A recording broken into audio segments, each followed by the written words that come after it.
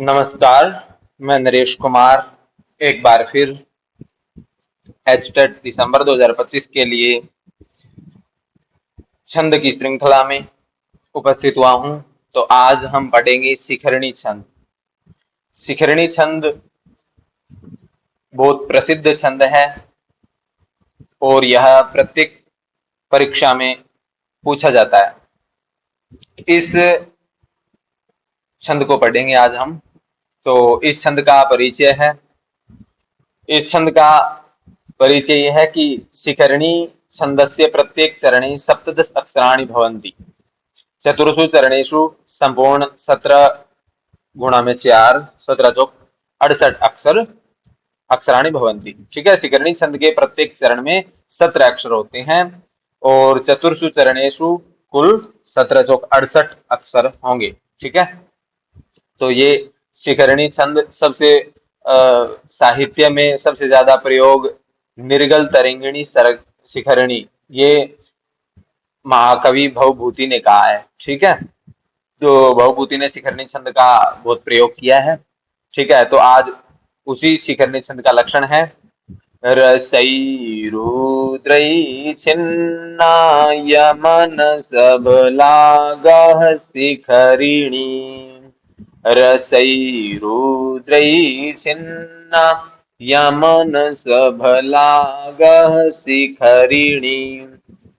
तो शिखरणी छंद का सबसे ज्यादा प्रयोग साहित्य में वैसे तो अनेक कवियों ने किया है, परंतु शिखरणी के लिए प्रसिद्ध कवि महाकवि भवभूति है। ठीक है, तो उन्होंने शिखरणी छंद को निर्गल तरंगिणी कहा है। ठीक है, तो हम साहित्य की सूक्तियां पढ़ेंगे तो उसमें देखेंगे। तो शिखरणी छंद से पहले हमने छंद पढ़ा था मंदाक्रांता। ठीक है, कौन सा? मंदाक्रांता। तो मंदाक्रांता छंद में भी 17 अक्षर होते हैं। ठीक है, कितने अक्षर होते हैं? 17। तो ये 17 अक्षरों वाला एक और छंद है शिखरणी। तो शिखरणी छंद के लक्षण का विचार करते हैं। सबसे पहले यहाँ पद दिया हुआ है रसई ही। रसई ही रुद्रई ही। ठीक है, रसई ही रसों के द्वारा, रुद्रई ही रुद्रों के द्वारा, छिन्ना युक्त। ठीक है, जिसमें रस और ये रुद्र, रस शब्द से तो यहाँ पर ये दिया गया है। ठीक है, रस शब्द से रस 6 प्रसिद्ध है। ठीक है, तो अम्ल, कषाय, मधुर, लवण, कटु और तिक्त। ठीक है, तो इसको आप याद याद भी कर सकते हो, अकमल कति। ठीक है, अकमल कप्ती ये सूत्र बनाया है मैंने। तो अकमल कति ये सूत्र है। तो अम्ल, कषाय, मधुर, लवण, कटु, तिक्त। ठीक है, जो हम खाते हैं वो रस 6 हैं और वैसे साहित्य में रस 9 रस हैं। ठीक है, तो यहाँ पर जो काव्य में रस है उनकी बात नहीं हो रही है। ठीक है, जो हम खाते हैं स्वाद के लिए तो 6 प्रकार का हमें स्वाद आता है, अम्ल, कषाय, मधुर, लवण, कटु और तिक्त। ठीक है, तो रुद्र रुद्रों की संख्या कितनी है? रुद्रों की संख्या है 11। ठीक है, तो 11 रुद्र हैं। महादेव, शिव, रुद्र, शंकर, नीललोहित, ईशान, विजय, भीम, देवदेव वह और भवोद्भव, आदित्य। ठीक है, ये एकादश रुद्र हैं। तो 11 और 6 17 अक्षर हो गए। ठीक है, छिन्ना युक्त हो। फिर कह रहे हैं यमन सभ लागह। यमन मतलब यमन सभ। ठीक है, तो कितने हो गए? 2 4 5 गण हो गए। 5 तिया 15। ठीक है, 5 तिया 15 और लघु और गुरु। ठीक है, अंत में क्या होना चाहिए? लघु और गुरु। तो प्रारंभ में हमने एक सूत्र पढ़ा था, क्या? य माता राज भान सलगा। ठीक है, तो इसमें सबसे पहले मात्रा ह्रस्व थी, दीर्घ थी, दीर्घ थी, दीर्घ थी, ह्रस्व थी, दीर्घ थी, ह्रस्व, ह्रस्व, ह्रस्व और दीर्घ। ठीक है, तो इसके पश्चात क्या है कि सबसे पहले यगण होना चाहिए। ठीक है, तो यगण में य माता, ये ह्रस्व दीर्घ दीर्घ, फिर मगण तीनों दीर्घ, नगण मतलब तीनों ह्रस्व, फिर सगण तो सलगा में दीर्घ दीर्घ ह्रस्व, ह्रस्व ह्रस्व दीर्घ।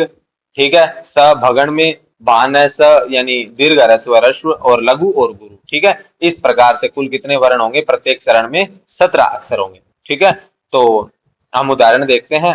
एक प्रसिद्ध उदाहरण है अभिज्ञान शाकुंतल का। ठीक है, तो क्या है? अभिज्ञान शाकुंतल का उदाहरण तो अत्यंत प्रसिद्ध उदाहरण है, दूसरे अंक का 10वां श्लोक है। क्या? अनाघ्रातं पुष्पं किशलयमलूनं कररुहै। ठीक है, तो पहली यति कहाँ लेनी है? रस छे प्रसिद्ध है तो छे पे यति लेनी है। ठीक है, तो अनाघ्रातं पुष्पं किशलयमलूनं कररुहै अनाविद्धं रत्नं मधुनवमनास्वादितरसम् अनाविद्धं रत्नं मधुनवमनास्वादितरसम् अखण्डं पुण्यानां फलमिव च तद्रूपमनघम् अखण्डं पुण्यानां फलमिव च तद्रूपमनघम् न जाने भोक्तारं किमिह समुपस्थास्यति विधि।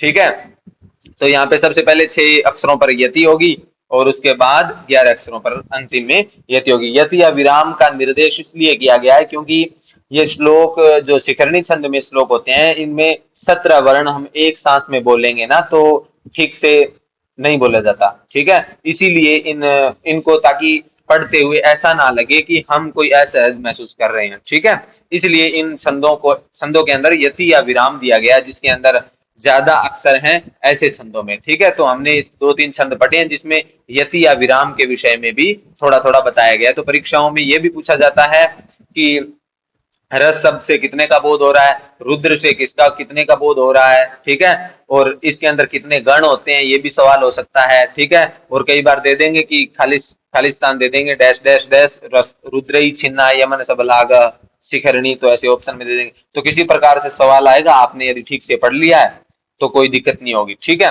तो हम इसके अंदर मात्राओं का घटाव करते हैं सबसे पहले।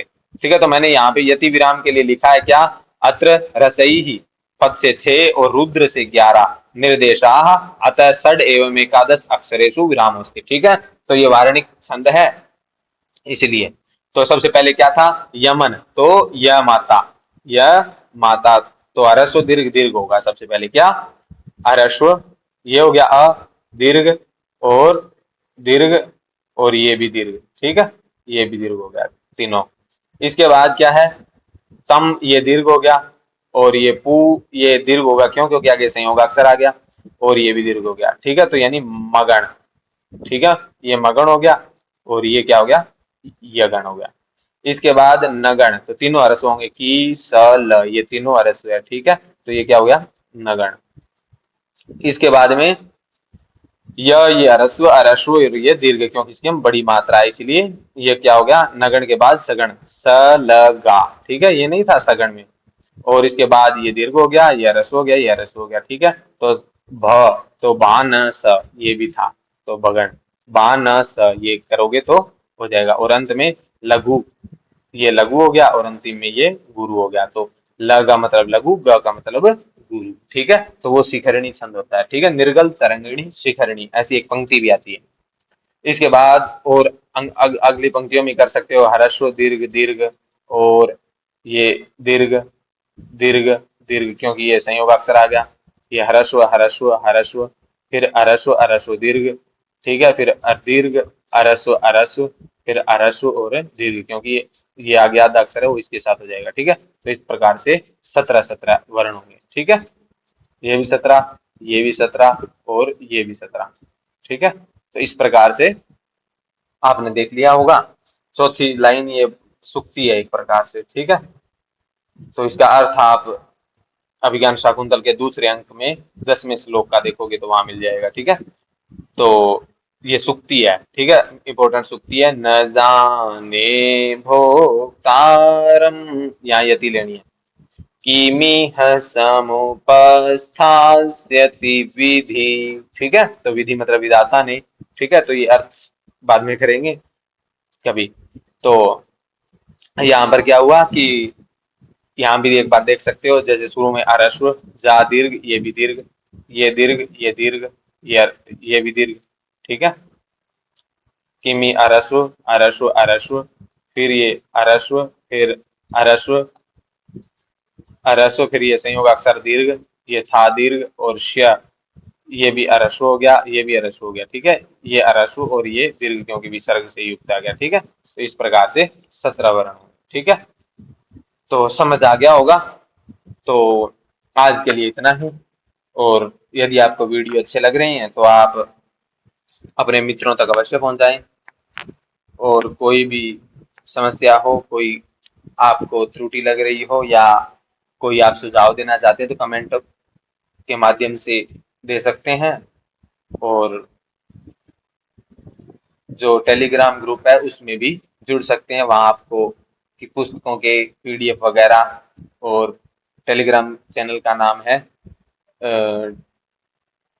तो आपको चलो इस वीडियो के डिस्क्रिप्शन में डाल देंगे लिंक, और आप ज़्यादा से ज़्यादा जुड़ सकते हैं। उसमें हम पीडीएफ वगैरह उपलब्ध करवा देंगे। और अपने मित्रों तक अवश्य शेयर करिएगा वीडियो को। और वीडियो अच्छा लगा तो लाइक, शेयर और सब्सक्राइब करें। और जल्दी ही एक नए छंद के साथ उपस्थित होऊंगा। तब तक के लिए नमः संस्कृताय। धन्यवाद।